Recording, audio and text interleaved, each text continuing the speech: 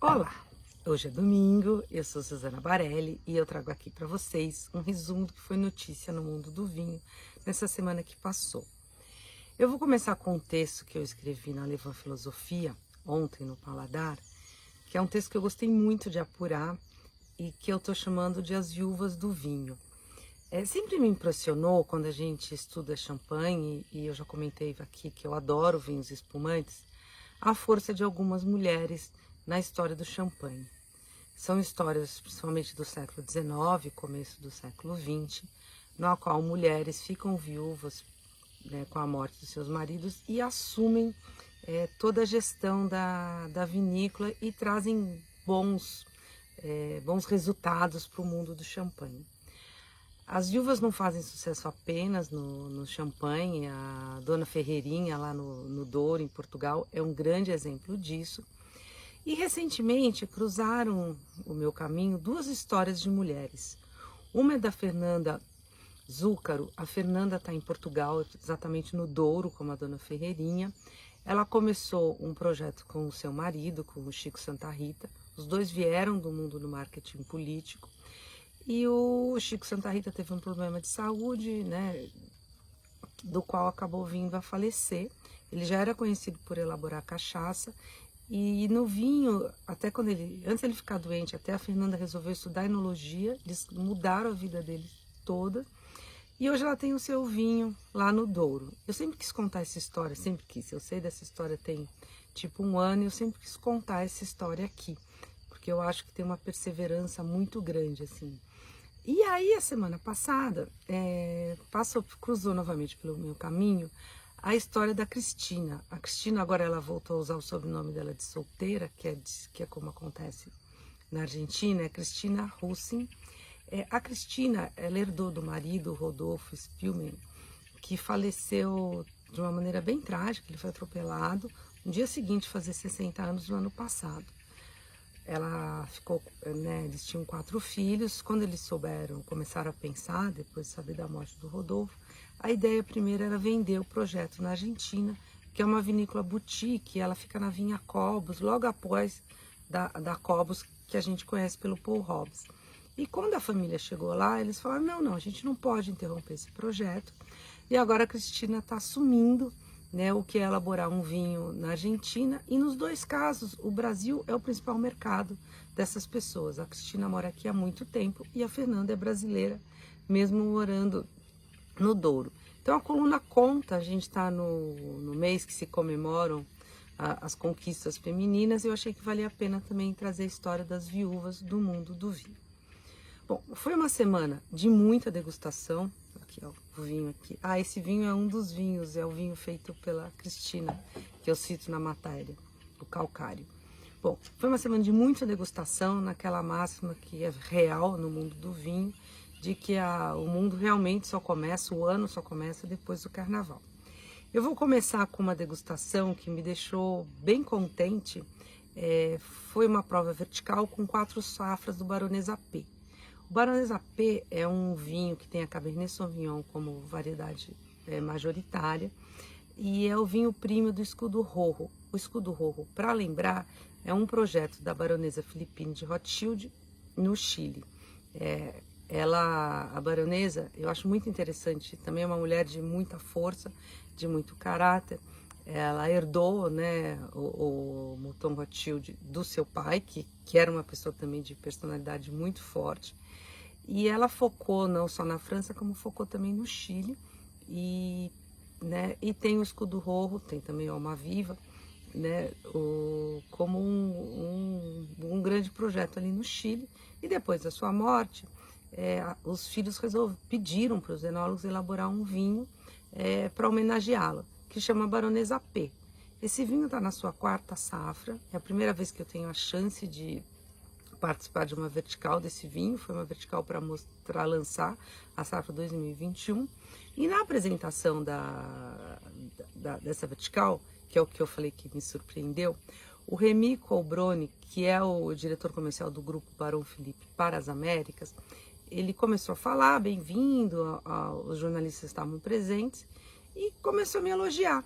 Eu levei um susto, eu confesso, antes de ficar feliz, mas a história é a seguinte: quando eu fiz a primeira reportagem sobre esse vinho, eu chamei a atenção. O vinho era um vinho de uma mulher de muita perseverança, o lançamento estava sendo em março, e eu chamei a atenção de que eram, né, contando essa questão dessa,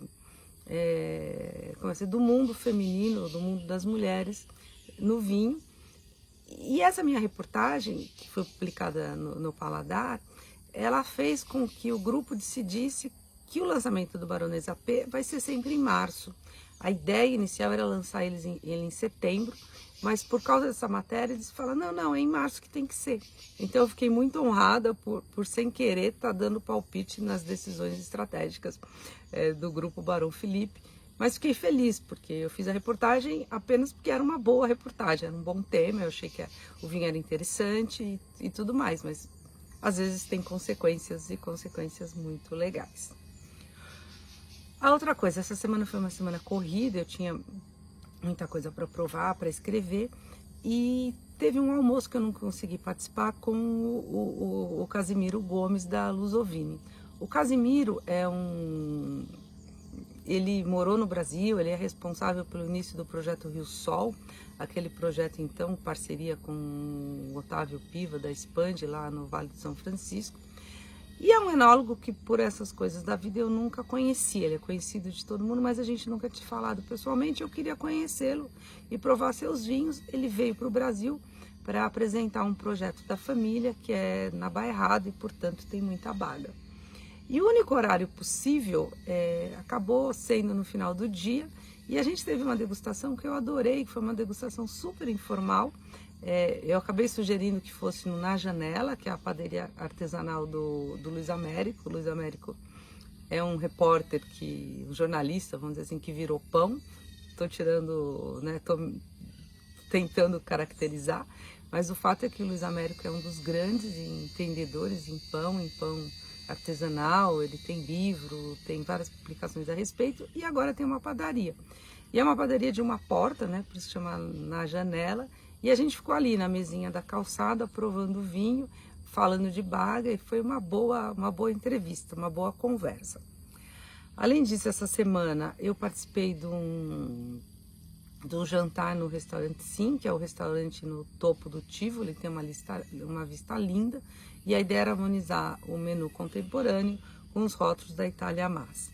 E a semana terminou com chave de ouro, com o lançamento da safra aqui no Brasil, da safra 2012 do Igai. O Igai é o vinho premium da Marquês de Murieta, em Rioja, né? E é um vinho, né, é um italiano com espírito bordalês, se é que a gente pode definir assim. É um vinho de muitos predicados, né?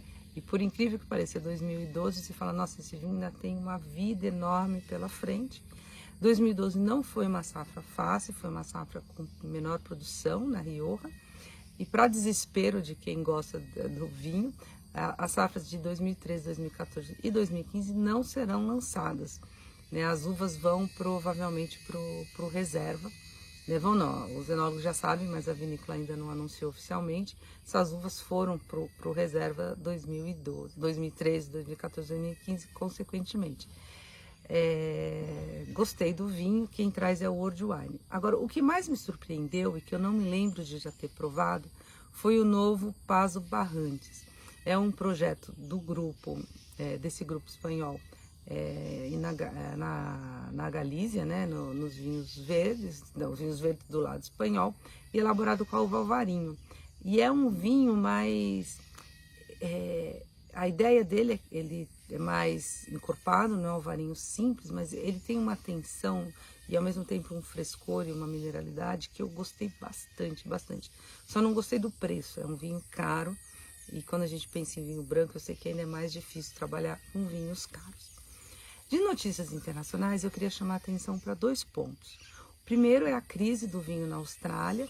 A gente já comentou aqui algumas vezes, a Austrália, durante a pandemia, ela teve problemas comerciais com a China, ela perdeu a China, que era um importante mercado para ela, e desde então aí tentou exportar vinho para a Europa, para a América do Norte, até para cá, mas não encontrou espaço no mercado.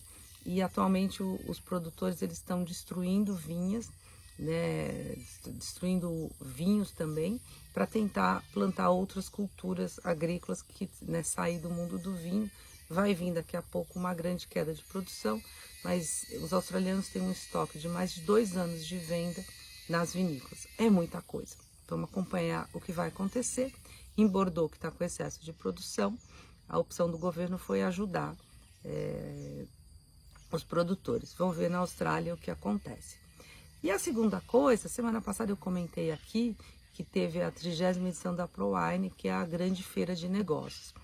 Tinha uma questão no mercado, um burburinho de saber que feira iria se consolidar como a grande feira de negócios. A ProWine, que já se contém essa marca, ou se ia ser as feiras de Paris, que acontecem no começo do ano, né? A Vinexpo, que juntou com a Wine Paris, e acontece no começo do ano. O primeiro ponto dos textos que eu li, eu não fui na feira, os produtores felizes, mas teve uma queda de visitantes. Eram previstos cerca de 50 mil pessoas e apareceram um pouco mais de 47 mil. A queda, na verdade, é uma culpa, vamos dizer assim, tanto a companhia de trem quanto os aeroportos da Alemanha viveram períodos de greve, de reivindicações salariais durante a feira. Então, isso prejudicou muito o acesso dos visitantes, das pessoas que iam para lá para fazer negócios. O ano passado já tinha acontecido isso. Então, não foi esse ano que deu para medir que feira que deve ficar mais forte, se é que é possível medir isso. Acho que cada produtor acaba percebendo qual é o melhor mercado para o seu vinho. Agora, foi um número menor, agora quem participou se disse muito satisfeito. O que eu fiz daqui, que eu até comentei com vocês no vídeo anterior, foi assistir algumas masterclass que foram transmitidas online e que foram interessantes. É isso. E o outro ponto que eu queria chamar a atenção é aqui do Brasil. Eu comento aqui que a gente tem uma newsletter de vinhos, uma newsletter, óbvio, sobre vinhos no Guia dos Vinhos, sobe todo final de semana. E essa semana foi a vez do Beto Gerosa escrever, e ele fez um texto de Carmenère, agora com todos os seus acentos agudos e graves no lugar certo, e que é um texto que resume muito o que eu penso pela Carmenère. Então, quem tiver curiosidade, acessa lá no guiadosvinhos.com.br, que agora está na plataforma do Paladar. Boa semana, a gente se vê a semana que vem.